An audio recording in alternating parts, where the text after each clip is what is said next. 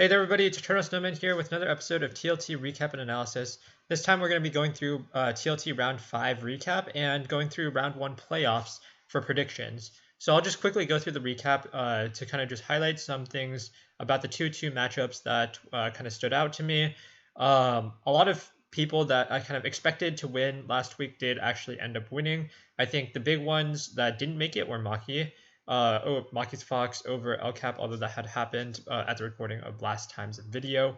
As well as Sets had a mediocre team selection and not so good play in UU to notch him out of the playoffs. Balor got a little bit unlucky against Ronman, dropping game 2 after taking game 1 to a relatively unlucky sequence. But yeah, overall, I think a lot of the players who kind of made it to the bracket stage are kind of the players that we had expected, outside of a few, which I'll highlight when we get to the bracket stage part.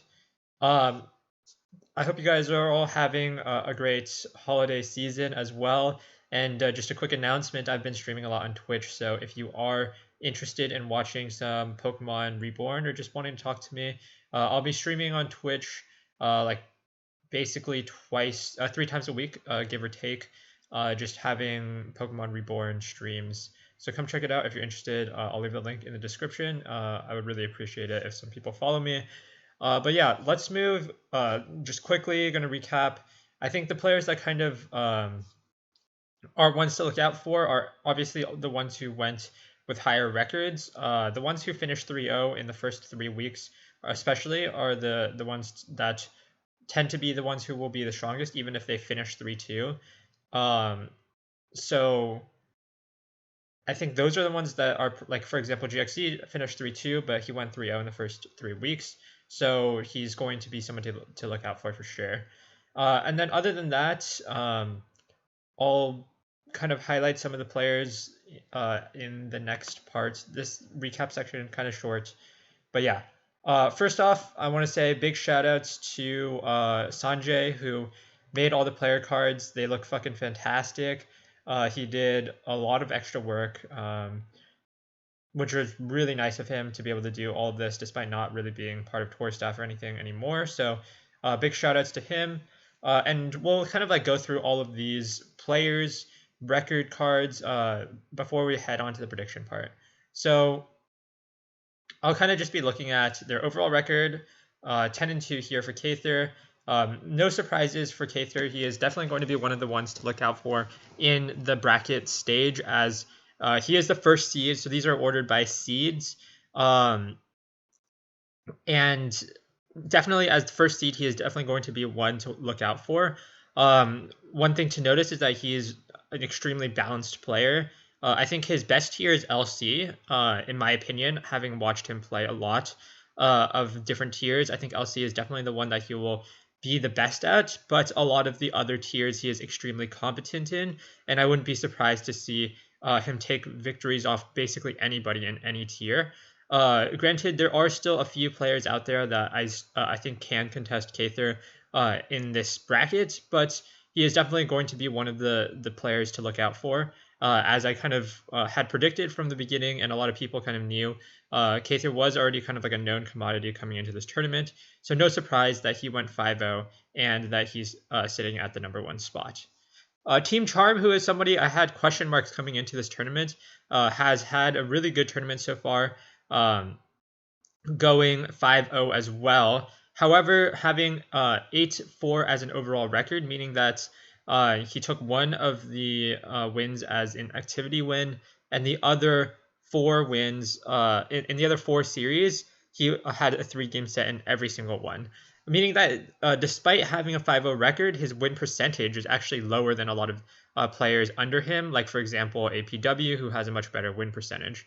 I do think Team Charm is still one to look out for. However, as you can see here from the player card, a lot of his wins came from this OU, his OU setting, which is probably his best tier. On top of that, Team Charm is also going to be somebody that is going to suffer more from the 5-game sets, because you have to prepare teams for all of them.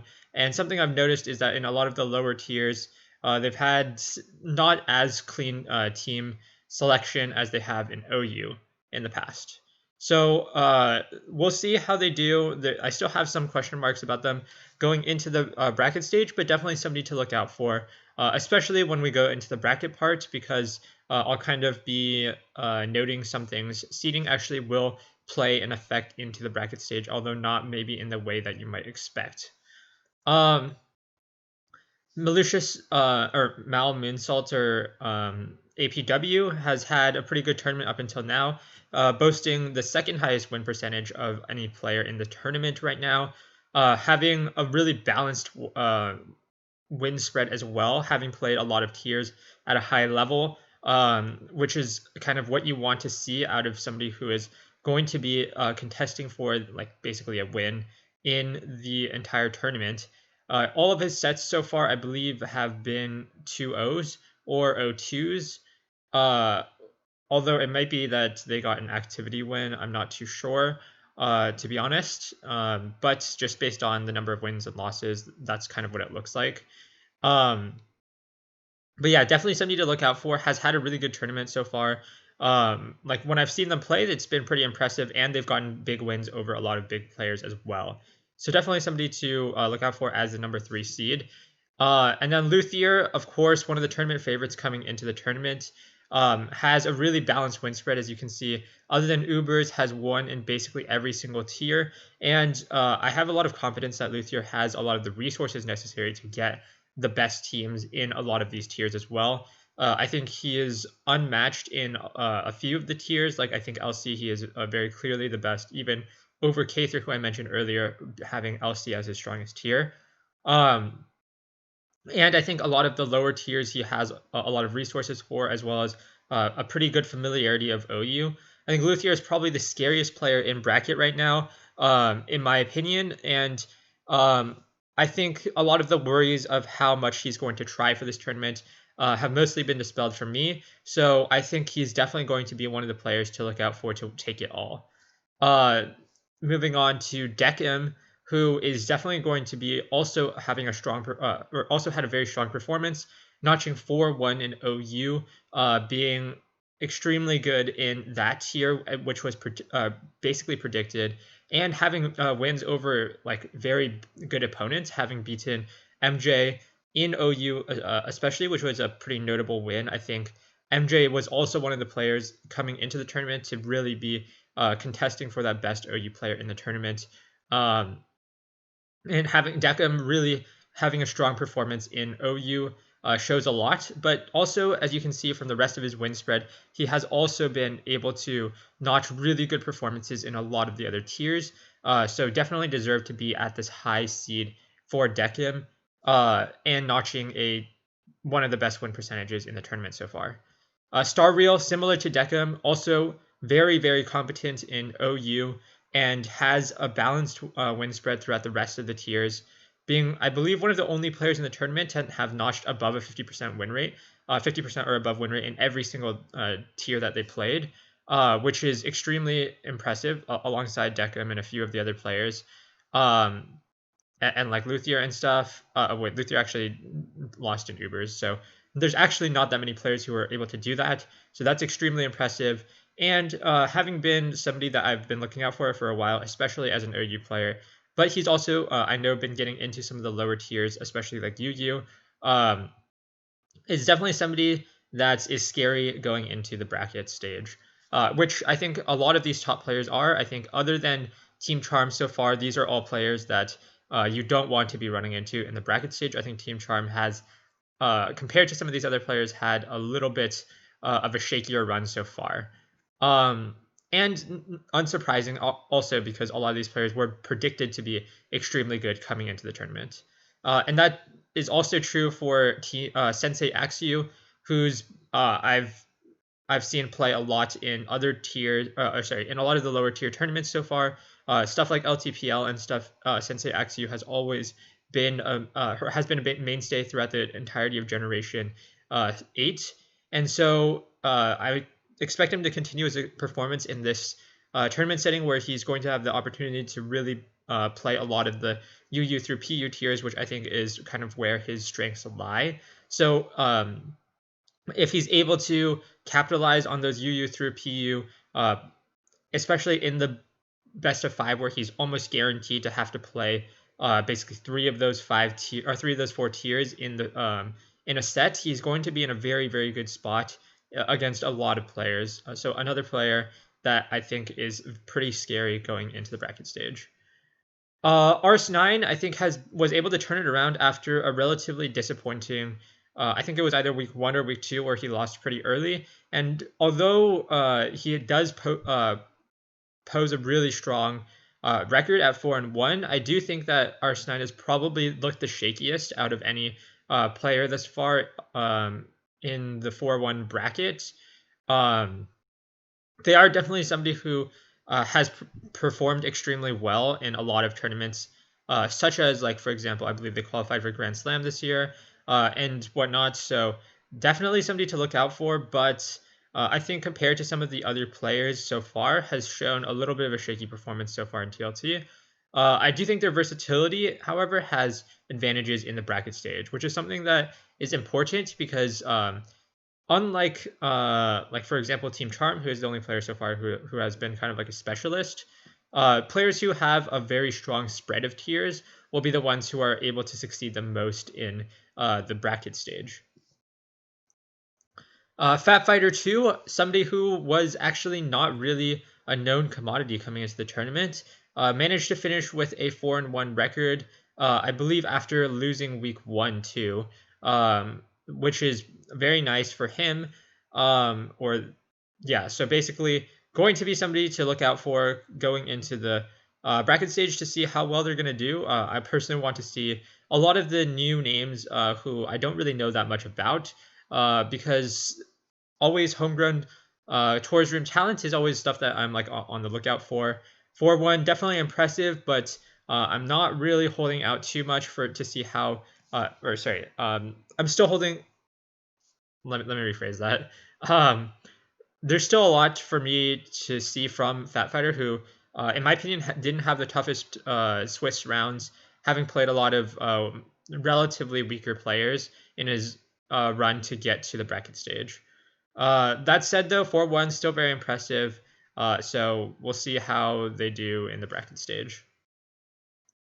Sifikon also locking in the 4-1 record with a 4-0 in NU, which is very, very good. However, 4-0 in NU and 3-0 in UU. However, showing weaknesses in OU, as well as just, I think, having a less balanced spread of wins tends to be like more detrimental as you go further in the tournament, with a lot of players being able to capitalize on those weaker tiers much better. So Sifikon, definitely somebody who is not probably a little bit shakier compared to the other 4-1s we've talked about so far. And I Know Life, somebody I've been kind of praising for a while, also has a relatively balanced win spread, having notched wins in almost every tier except for PU and RU. But definitely somebody to look out for, in my opinion. I was impressed by a lot of their matches, kind of living up to the hype that I had attributed to them pre-tournament. So definitely somebody that I want to see play more.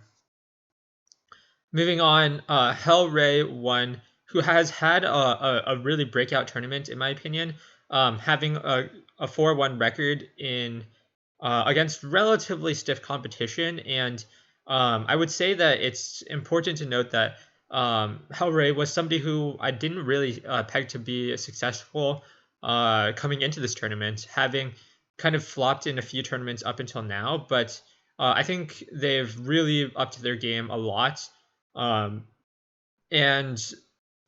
have improved a ton since like their last tours room events that they've participated in, which I believe was the last TLT. So definitely somebody to look out for from here on out, as they've been very impressive. I should also note that most of the players up until now have not relied very much on like a lot of cheese or HO to really get them wins, which is something that I actually take into account a lot, because if you have if you use it occasionally, that's fine, but kind of having a balanced spread of how you win games is also very important. If you always stall or you always bring HO, then it tends to be very predictable as to like how to C team certain players. So for example, I could bring like Ditto in a lot of tiers to be able to answer those as just a like an example, right? And so players who have been able to really vary their win spread a lot are ones that I'm really looking to succeed um, in the next part. Granted, Hellray has had a relatively weak wins percentage. That's because a lot of 2-1 sets, a lot of um, and only did play 4 of the weeks. I believe one of them was an activity win. So definitely not as strong as some of the other 4-1s, but still a very impressive tournament as a revamp setting. So GXC also somebody who is extremely good as someone who played or as somebody who finished 3-0 in the first 3 weeks. Definitely somebody who is has been a tournament favorite despite his lower seed and relatively mediocre kind of upfront performance. A lot of the deeper numbers kind of suggest that GXC is really good.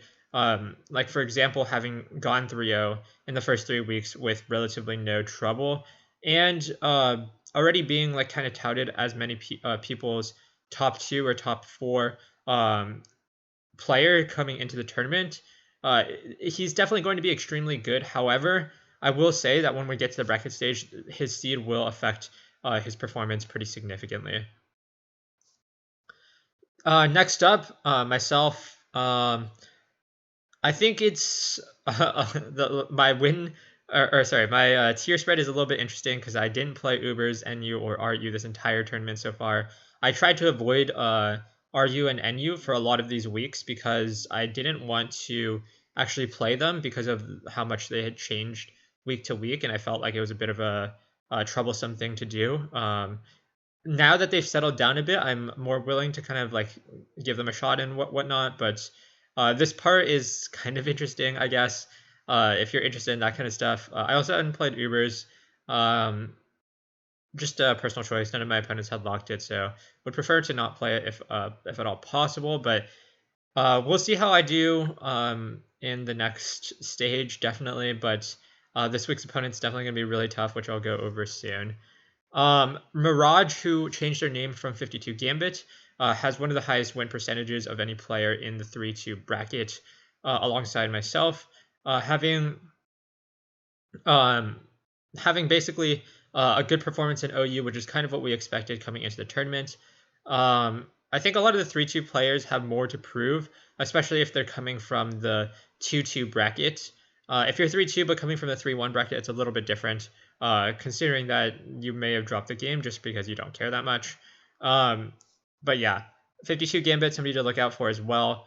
Saba has had some really good performances, but some really poor performances up until now, and has a 3-0 in Ubers. And I know that Saba is being one of the only players who is willing to lock Ubers right now and play it at a pretty high level. Has really good implications coming into this next part of the bracket stage.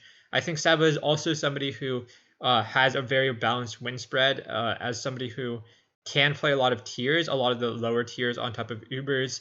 Although LC and OU being notable weaknesses in his game. So we'll see how that goes moving into the next stage. BlinkBoy, somebody who beat me, having played pretty well throughout the entirety of the stage. I think relatively underrated still by a lot of players, despite his solid wins throughout a lot of the tournament so far, having notable wins, especially over me. And he played extremely cleanly in a lot of those matches. So I had some worries about how good he would be in Gen 8. However, I think those are mostly dispelled after watching him play a lot of these tiers. So we'll see how it goes in the bracket stage. But I think this is kind of BlinkBoy is one of the dark horses that people aren't really talking about very much to win this tournament or make it very far. I'm just Gray. Actually, I won't go over it too much because he actually already lost before the recording of this video, which is a little bit unfortunate. But yeah. MJ, despite being 2-3 in OU, I think has still been one of the most like OU has been one of his scariest tiers. I think despite his 3-0 wins in LC, I think a lot of them have also been because of a few things. I think he cited my team selection, or sorry, I gave him a team for a few of those wins, and he cited that team as being a big reason as to why he won those games, which I kind of agree with. So we'll see how MJ does. We are actually playing this week. Spoilers, going for the prediction part, but we'll see how it goes. I still think he is. OU is his best here by far, despite the records suggesting otherwise. A lot of those losses came against really good players or due to matchup considerations. But yeah, it shows because of his willingness to pick OU every single time. Moving on, Sice XV. Not much to say about a lot of these players from here on out. I think Sice XV showed some pretty good games, also showed some pretty bad games. Same with players like Raj, Richard Pepper. I think Richard Pepper pretty notable for somebody who brings a lot of HO. Same with like a few players below them, but yeah, like PokeArt has done some good work, has done some really bad, had some really bad games, despite coming from the 3-1 bracket, which is actually very notable.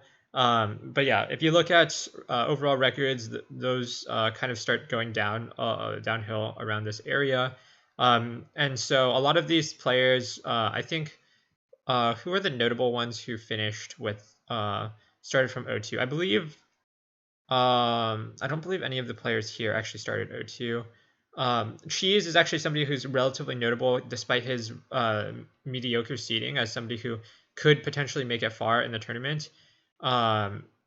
Other than that, I think a lot of these other players. Oh, HYS also somebody who I think could make it pretty far in the tournament, depending on if he can win this week or not. But has shown a lot of competence, in my opinion, in a lot of the games that I've seen him play. But yeah, other than that, LCAP also made it through despite starting 0-2, having only played 9 games. A few of these players towards the bottom have gotten a lot of activity wins as well. But yeah, LCAP being somebody who is also very notable for bringing lots of HO. But yeah, that's about it for the players part of this. So let's move on to the actual prediction part. We'll go through each. I also want to thank the hosts, Axe, and the other people involved in the tour staff, like Velvet Blood, for being able to actually like kind of listen to some of the feedback and like place the players very well in this opening. What I mean by that is you'll notice here that the numbers may seem kind of out of order, but actually what this does is you'll be able to see which players will be playing each other next round. So these top two matchups will actually play each other next round. That's how they're organized. So it's not RNG which ones you get played because it's a seeded tournament. All of the players will be uniquely determined. All the matches will be uniquely determined, which is actually important because if you'll notice, a lot of the players that I touted as being impressive and players to watch out for are actually going to be in this upper bracket, with a lot of the mediocre to mid-level players here in the lower bracket. So whoever like if you people like Team Charm, Sensei Axio, myself and MJ and Star Real are people that you should look out for to especially try to take advantage of this lower bracket kind of quote unquote mismatch a little bit. Because in my opinion, the 3 best players currently in the tournament, Luthier, GXE, and Kather, in terms of just like pure performance, have been are in the upper bracket right now. So because of that, the players who are in the lower end of the bracket should really be trying to take advantage of that fact to see if they can make it to the finals. So starting off, Kather versus Roxy. I think Kather is clearly the favorite here. Roxy has had a few good performances, but also played against a lot of tough opponents, despite not having great performances against all of them. I do think Kather is going to be significantly favored here, though, and I'll go with 65-35 here. Saba versus BlinkBoy, I think, is one of the most contested matchups in this round. I think it's definitely my personal highlight matchup outside of like my own, because obviously don't want to say that my own is a highlight matchup, but this is definitely, in my opinion, the best matchup of this of this round of the tournament. Both of these players are very good, like overall players. Have shown competence in a multitude of different tiers. I think I'm really interested to see how well BLINKBOY is able to perform against Saba, and so we'll see exactly how well Saba will perform against BLINKBOY as well. And their seeding also extremely close, but that's not really what makes it a highlight matchup for me. I think a lot of the or these are two players who I kind of had my eye on coming into this tournament as people who could potentially make it far in the bracket stage, meeting relatively early. And so we'll see how well they each do um, when they play against each other, but definitely one to look out for this round. Fat Fighter 2 versus Cheese. I think Cheese is much significantly favored here. Unless Fat Fighter 2 can play beyond what I've seen so far of them, Cheese will definitely be the one favored here. I think 60-40. Oh, and my prediction here, I think kind of against what most people might predict. I'm going to take BLINKBOY here slightly at 51-49 though I believe it's very close. Arsenine versus Pokiar, I think Arsenine is significantly favored here, 60-40. Luthier versus Ronman, I think this is one of the most lopsided of this round, 80-20 in Luthier's favor. GXC versus Mr. Do Too Much. This one also extremely lopsided, 80-20 here for GXC.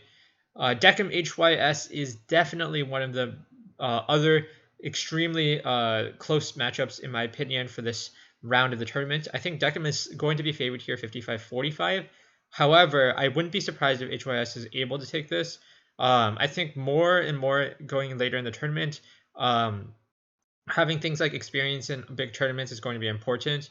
And HYS has no, you know, has had experiences in tournaments, although albeit they're mostly in like maybe perhaps smaller settings compared to Deckham, who has played on like kind of the biggest stages.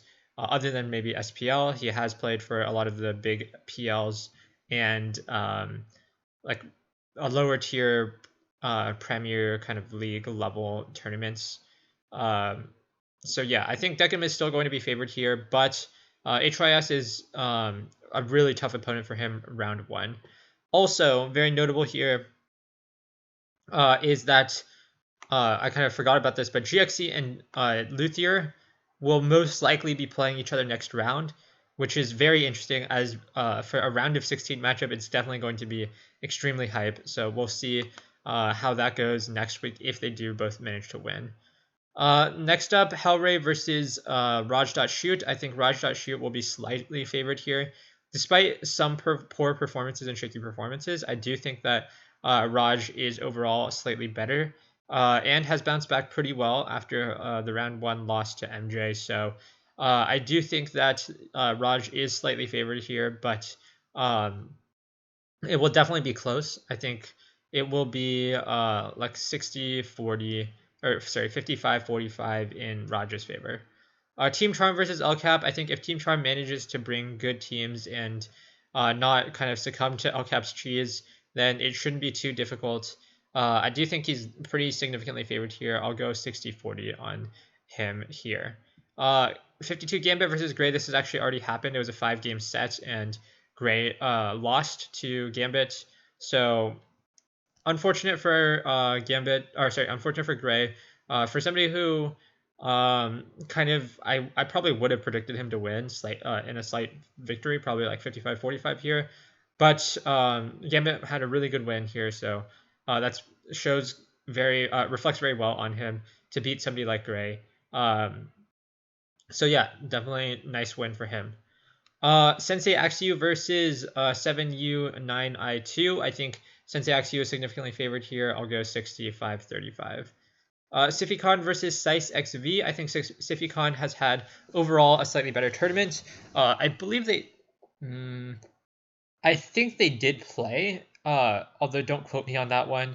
In one of the Swiss rounds, I might be wrong about that, but I do think Sifikon is slightly better here, but it will be relatively close. I think 60-40 here for Sifikon. APW versus Angels and Airwaves. I think APW is significantly favored here. I'll go 70-30 on this one. And then, of course, myself and MJ. MJ was literally the only person I didn't want to play in the first round of the tournament. Basically, anybody else I would have been okay with, even people like Deckham or Luthier. I mean, Luthier probably would have been the second worst, but like MJ definitely. I mean, for reasons outside of the game, mostly just like being a close friend and everything. Definitely extremely unfortunate. But yeah, we'll see how it goes. We haven't yet locked tiers, but we'll see.